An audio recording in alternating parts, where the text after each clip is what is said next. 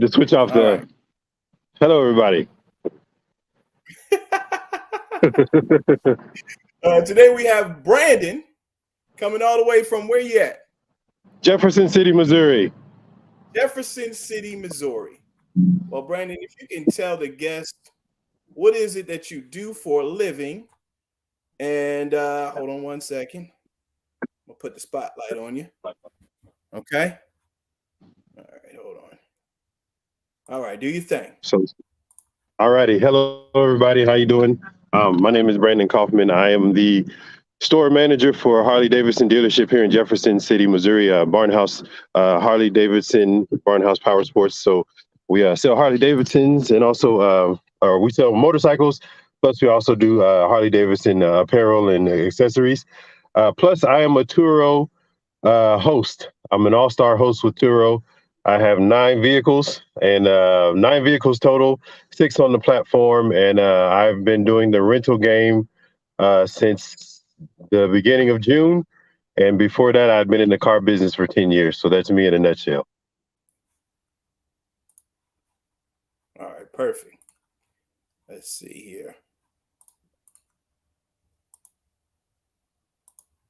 So, Brandon, for someone that's wanting to get started in Turo, what would you suggest them to do?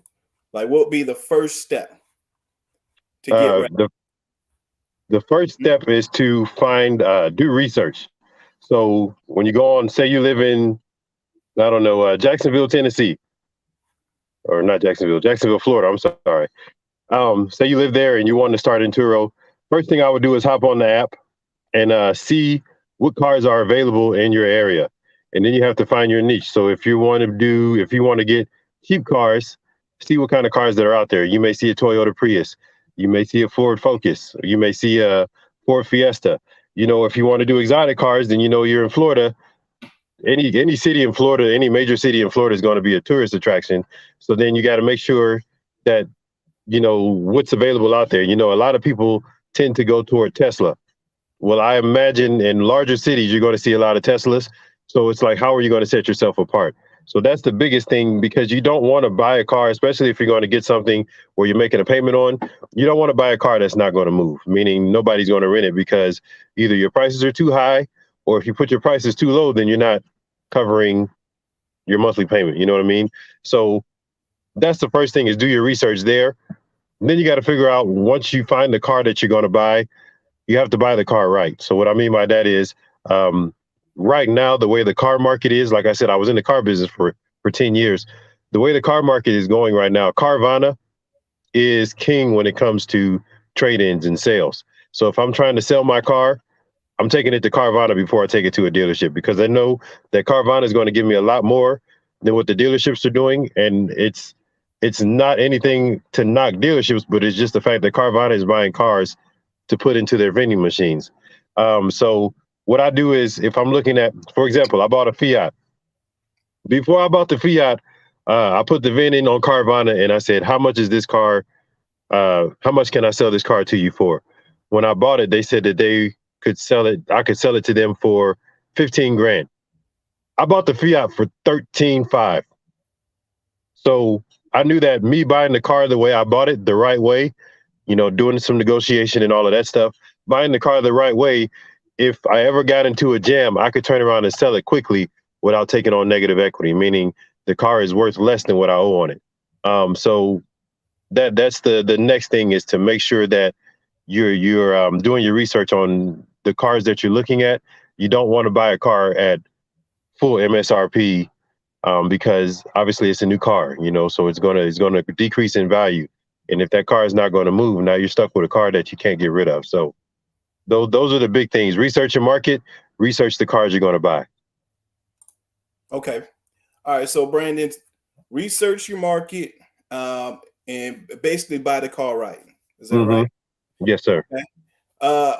Any ideas what somebody can expect, like starting off, like, is it bookings every day? Is it bookings every week? Is it like once every 2 weeks? It totally depends on where you are. So we started in June. Like I said, it's myself and my partner. We started in June, and my thought was, I was super optimistic. Hey, I've got cars that nobody has. I'm sitting in one of my cars now. It's a 2021 Volkswagen Atlas. I've got a 2021 Volkswagen Tiguan. I've got a 2021 Volkswagen Arteon. Those were the first three new cars that I bought. And I was thinking, hey, they're not on Turo. So like where I am in Jefferson City, Missouri, there was no cars on Turo when I first got on Turo. So my thought was, I know there's not a market here.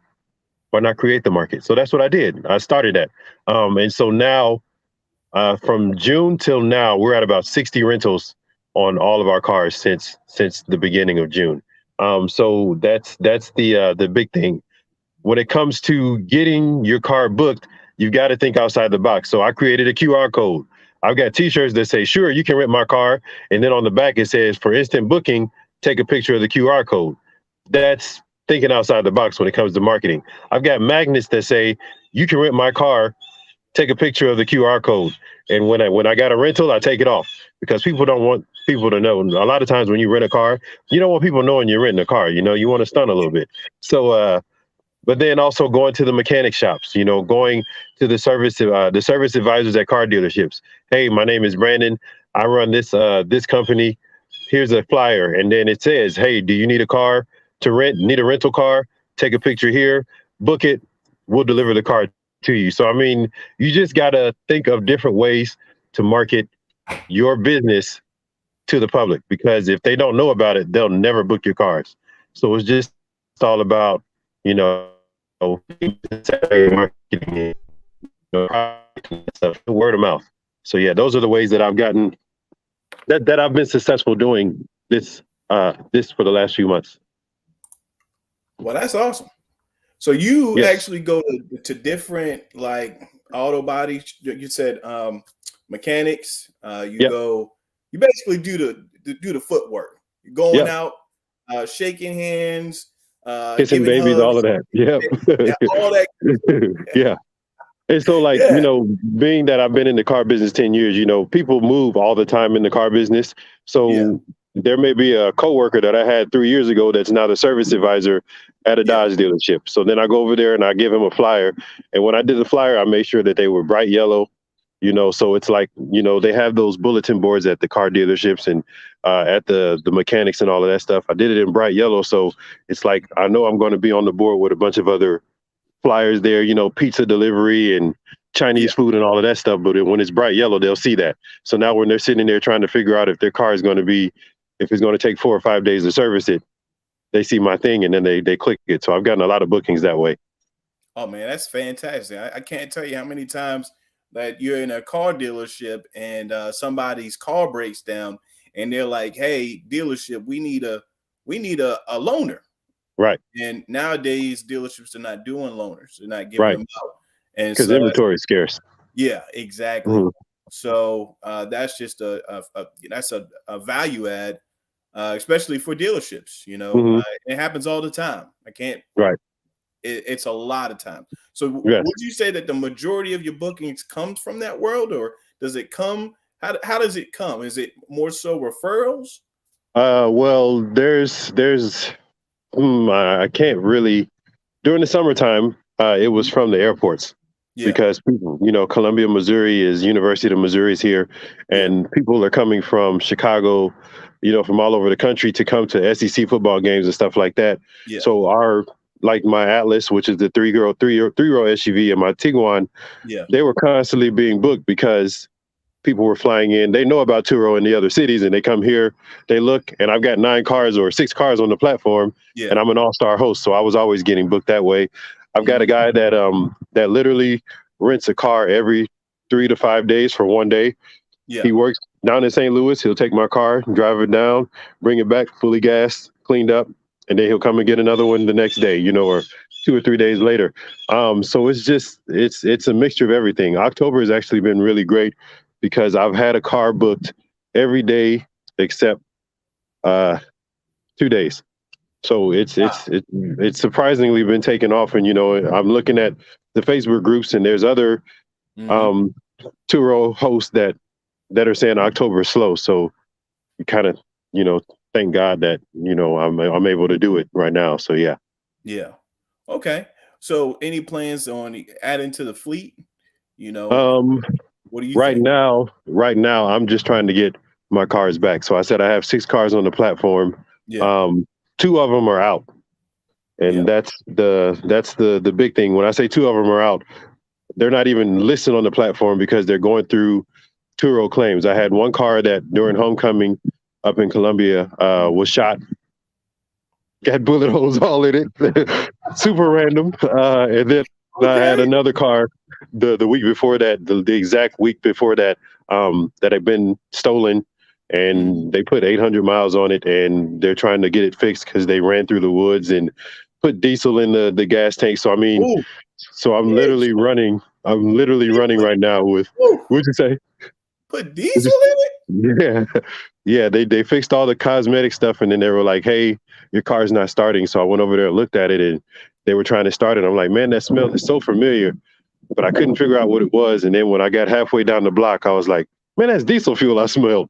And so, yeah, I got to get it towed up to the Volkswagen dealership so they can clean it out. But it's a part of the business, you know. Yeah. I'm pretty sure Enterprise goes through their fair share of mishaps too. So you just got to take it and grow from it. As far as growing the fleet, I mean, if I do, it'd probably be something that I'd pay cash for. Yeah. I'm not planning on doing any more financing or anything like that. So yeah. Okay. So just go and do the cash cars and Yep. keep it rocking and rolling. Yep. Okay. My most rented car has been I had a Fiat 500, and I bought it right, and I saw it the first week that I had it, and then it was gone for 2 months because it was always being rented. It was $50 a day, and everybody, because they needed something just to get around. So yeah. $50 a day. You said Hmm. $50? Woo. Yep. Man, that's a Yep. good check. $50 a day. 2 months. Ain't bad Yeah. at all. Yep. Pay for All right. itself. Exactly. Exactly. Okay. Didn't you do like some scooters? Did I see that? Say that You again. rented scooters? Did you do like Hold on, give me a second. I'm walking. Yeah, I was also the. I'm walking outside. Give me a second. Can you hear me? yeah. Can you hear me? Yeah. Would you say did I have scooters? Yeah. Yeah, so I was a fleet manager for Bird Scooters here in town as well. Okay. And I actually resigned that position because of the fact that I now, like I said, am the store manager of a motorcycle dealership. So yeah, Oh, I it's understand. they say the average millionaire has 7 streams of income. So just trying to find a Yeah. way to make a million.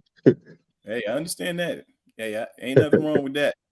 Yeah. So any other plans? So you're the general manager at which dealership again? I'm a store manager at Barnhouse Power Sports. It's a motorcycle dealership, Yeah. and it's www.barnhousepowersports.com. Okay. And we have right now we have about 50 motorcycles there. As we're Mhm. ending the motorcycle season, we've got a full inventory. So if you're looking for a motorcycle, I can definitely help you out there. And then that's another thing. You can actually rent motorcycles too on ridershare.com, Really? riders-share.com. And I have my motorcycle on there too. So that's good. That's been rented as well. So, I mean, it's all about making Man, money. that is awesome. Yeah. That's awesome. Yes, sir. Okay. So we have Turo. Any other ventures that you're thinking Uh, about in the well, future? this week, I'm going to start doing a class, just putting videos on YouTube on how to Mhm. start your Turo business. And I'm not going to charge for it. It'll be absolutely free. Yeah. I've got about 40 topics right now Yeah. that I want to talk about, the goods and the bads. I'd like to do like a live podcast like this with other hosts that are doing better than I am. There are Yeah. people making 6 figures on a side hustle. Yeah. Why is that bad? You know? I know. Yeah. So I mean, those are the things. That's the first thing coming up. I'm actually going to start doing production on that next week, Yeah. getting those videos out because there are people out there that want to know how to make money. I mean, I did it for 10 years. How can I get somebody to pay me to do something that I don't have to do a lot of work for? And then I found it, and it's like now I'd like to show people how I did it. Yeah. And I started in June, and it's kind of fast paced, but to see where I am now as compared to back in June, I mean, it's amazing, and I'm grateful for it. So I'd love to help somebody else out, pull Yeah. everybody up with me. I mean, it's amazing though, the amount of programs that's out here. It's just a Hmm. lot of opportunities. Uh, Right. you know, so like if let's say you're 18 years old, right? Hmm. What kind of advice would you give somebody who's graduating out of high school, getting ready to go into the work environment? Um, not really sure if they want to go to college yet. They're just trying to figure it out. What kind of Uh, advice would you give that person? um, well, you can spend. First of all, I'm a military vet and a college graduate, so I got to tell you that's the first thing. I'm always pushing education, and if you can do the military, do the military, Yeah, because those are two things that'll always be there. Well, as long as there's a country, we'll always need a military, and as long as there's a country, there'll always be a college to attend. So, if you're yeah, going to go those routes, go those routes. But if you want to get out and hustle, my first thing would be you got to start a business. Now, you don't necessarily have to start a business like you know exactly what you're going to do, but if you can mhm, come up with the name, create an LLC, get a Duns number, Duns and Bradstreet, which is free. Those are the basic things you need in order to start a business. And if you want to start doing business loans and stuff like that, you got to mhm, start at square one. So you got to have an LLC or an S corp or whatever type of business you're going to do. Plus, you got to get the Dun and Bradstreet number, because if you want to eventually say you want to buy a car using your business's name, yeah, you got to get that business credit built where they're not having to use your social security number to co-sign for your own business. So yeah, those are my biggest things. And even if you don't know what it is that you want to do with that business, say it's Stars and Cars LLC. Okay, create it now, and then when you're 21, you've got that LLC that's been created for 3 years, and now they look at it and say, well, some banks will say, well, we need to have at least a business active for 3 years. Well, no, you already got that. yeah. Now you go get a business credit card, and now you do this and that, and then you just go from there. So I mean, that would be my biggest thing. Always write down opportunities. How can I start a business? I brainstorm all the time. I got legal pads all over the place. Before I get up, I'm gonna sit down. Before I get up, I'm gonna have 50 business ideas. No matter how dumb they are, I'm gonna try them. Okay, here we go. Candy stand, let's go. Pickle stand, okay. You know what I mean? We're gonna paint tires. Let's do it. Okay, Yeah. underwater book writing. Let's do it. We'll put them Okay. all down. Yeah. Not all of them are going to work, but Hmm. at least you get that blood. Okay, now you make that business.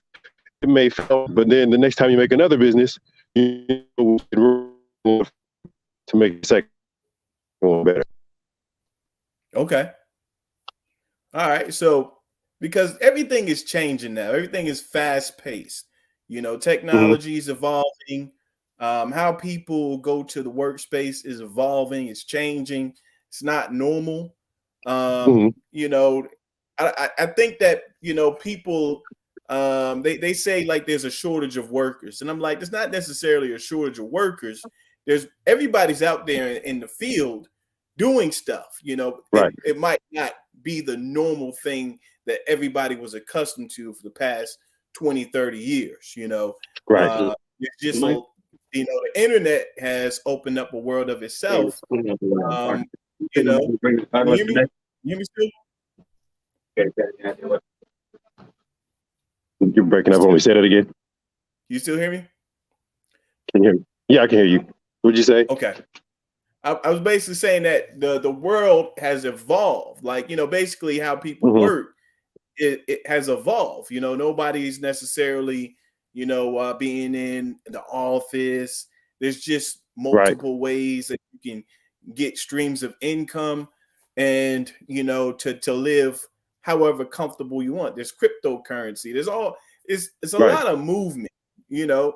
right, So like if I was 18 and you threw me out there in the world to say, hey, do you want to get a college education? Do you want to, it's not as clearly defined anymore, if that makes sense, right, right. So There's so many um options, and then after the pandemic, exactly. everything changed too. Yeah. Yeah.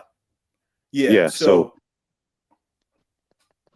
that's like, like if you were to take me back to 18, I don't know, like, are they teaching more about YouTube, or are they more so teaching? It's just, I don't necessarily know. We came with the floppy disk and everything like Right. that. Right. Yeah. So all of this technology changing up, it's like, I don't know. Yeah. But like the thing that's crazy is I joined Facebook in February or in January of 2005. And if I'm not mistaken, Facebook started in September 2004. Yeah. So when I first joined Facebook, you had to have a college email address, and it's crazy that's how long ago it was. That's But it's a long time ago. yeah, a very long time ago. But the thing is, I'd have to say about a month ago, I switched phones, and when I switched phones, it locked me out of my Facebook account, and I had to get access. Well, my college email address was the way I logged in, but I haven't used that college email address in 13 years. Yeah. So I was panicking because it's like, hey, how am I going to get into Facebook? Now, people think, some people don't take Facebook seriously, but I've literally built my brand, my business, everything through Facebook.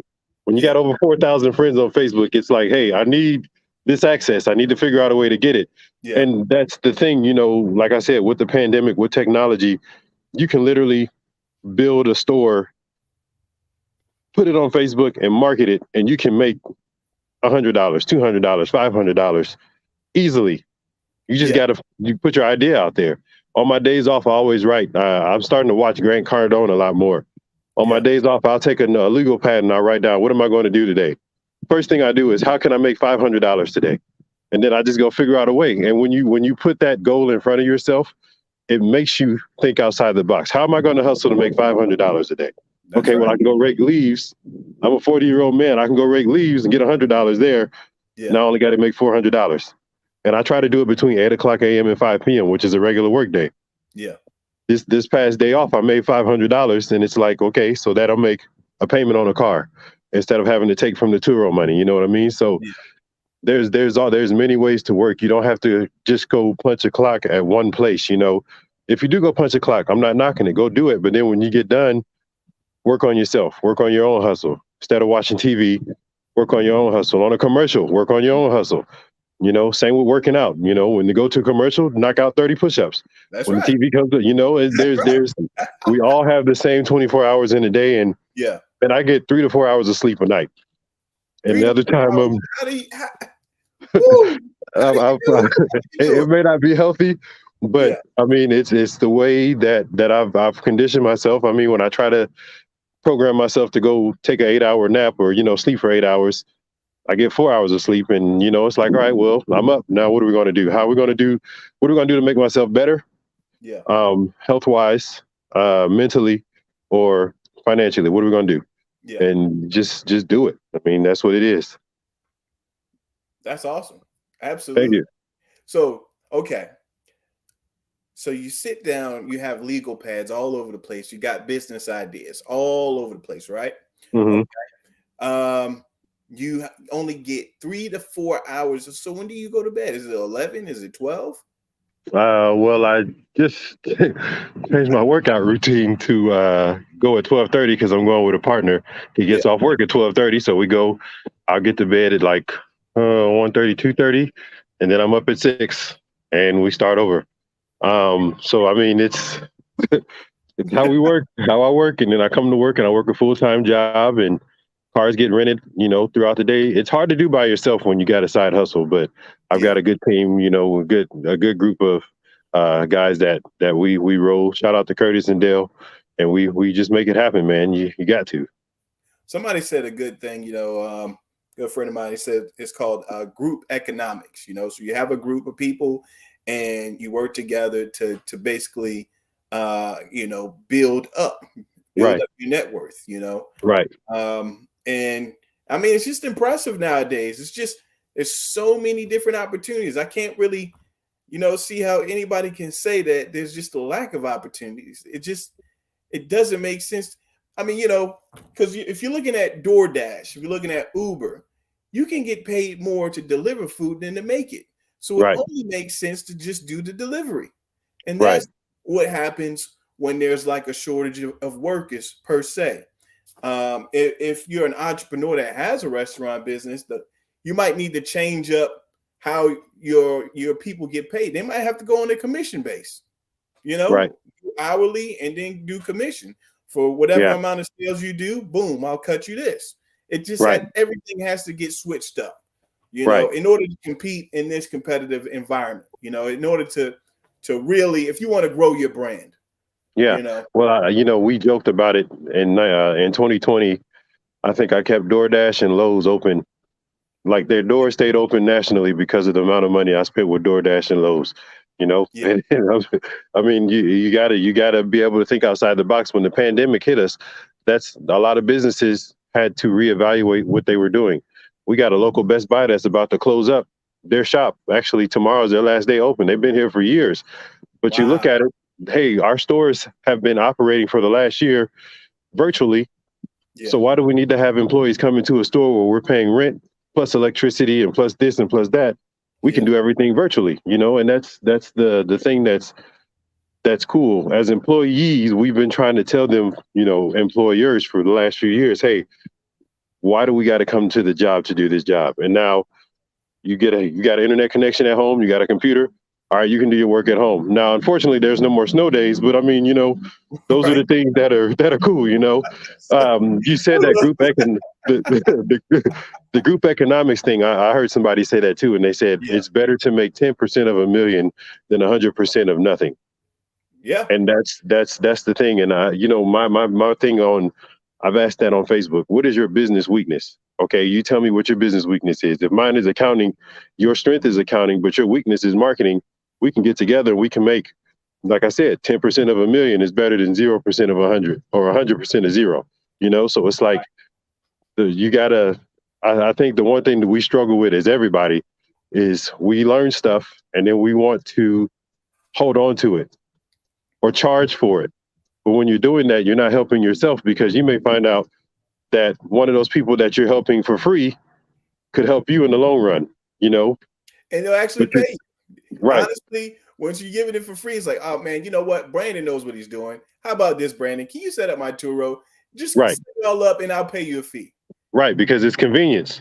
Yeah. It's convenience. I don't want to spend the months and hours that you did to make my business, but I'll pay you $50,000 to do it. Yeah, we'll do it for 50 grand. Sure. Well, why not? Let's go.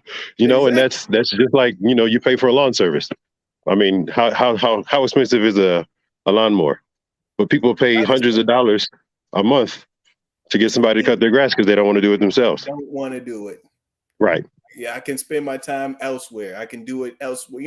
If you are passionate about building your lawn business, then hey, you're going to take care of it. You're going to do better than me. I just want to get it done.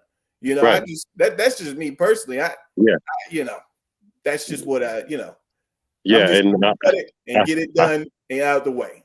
Lawn care is the adult peer pressure, because when your neighbor cuts their grass, you're like, no, man, I got to cut mine now because he cut his. So that's like the adult peer pressure. Like, yeah, it is. So yeah. So okay. Now,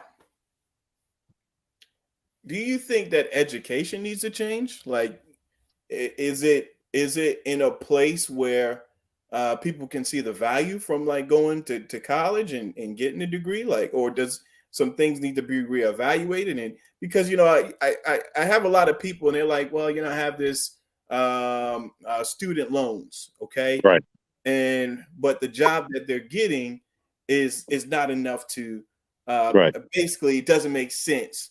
You get a loan, but the job that you're getting, it's not necessarily worth it. It's not enough to cover the student loans. Yeah. I would never knock education, and the reason why I say that is because we're learning every day. Now, college is paid education, but you should be learning something on a daily basis anyway. So yes, on that standpoint, you always need to learn something. I think we focus not necessarily on the wrong thing, but we don't focus enough on the things that matter. Like, hey, how do I file my own taxes? How do you do that? But then the thing that's crazy is you can go on YouTube and watch an hour's video to show you how to file your taxes. And if you want to start a tax business, there you go. There's a business for you right there. You know what I mean? Or if you wanted to, like I literally, this is a God's honest truth. I learned how to ride a motorcycle on YouTube in 5 minutes. Really? There's a 5-minute video on how to ride a motorcycle. I did it. And like I said, what do I do right now? I'm a store manager of a motorcycle dealership. Just from watching a 5-minute video on how to watch it, how to ride a motorcycle. So yeah, education is always there. You gotta want to learn, man, because if you don't, you'll be left behind. If you were the person back in the 80s and 90s that was like, "Yo, computers will never work out," those are the people that type like this now. right. Because they didn't want to learn how to type with a keyboard. Yeah, So I mean, you got to always be open to learning. You got to be a sponge because you never know. It may not seem like it's helpful now, but like I said, the car business. I learned how to buy cars and sell cars. It wasn't helpful for me for 10 years. I never thought about it outside of work. But here I am buying $40,000 and $50,000 cars and negotiating the right way to buy them where I'm not upside down now as a business owner. So yeah. education is all over the place. So education is all over the place. You just have to basically go seek for it. Right, right. Type seek in it or pay for it. How to. Yep. Yeah. Like when here's another good example. I got to get out of here in a little bit too. Okay. Say you hire a contractor to build your room downstairs in your house. Yeah. Now the cool thing about that is that they're going to build that room for you. But what could you do? Oh, you can sit down there and watch them. You can record them. So then the next time, instead of paying the $4,500 to build that room, you go buy some stuff at Lowe's and you can do it yourself. Yeah. That's education. We don't think about it that way, but it's always an opportunity to learn. It's just a matter of, do you want to do it or not? You can either do it or pay for it. So, yeah. That's it. Yeah. I appreciate your time, man. Thank you. A very insightful podcast. And if anybody wants to contact you, in regards to Turo or just whatever, what's a good way to contact you? It's Brandon. Brandon at beelinedigital.net. So that's Beeline is Bravo, Echo, Lima, India, November, Echo. So beelinedigital.net. Okay. Brandon at Beeline Digital. BeelineDigital.net. Okay. Mm-hmm. All right. Perfect. All righty, man. Thank you very much. Thank you to all of you as well. And if you got any questions, you can hit me up on Facebook, or you could also email me, and I'd be happy to help you out. All right, Brandon. All right. Thank you, brother. You as well. Bye-bye. Bye-bye. That was a good episode.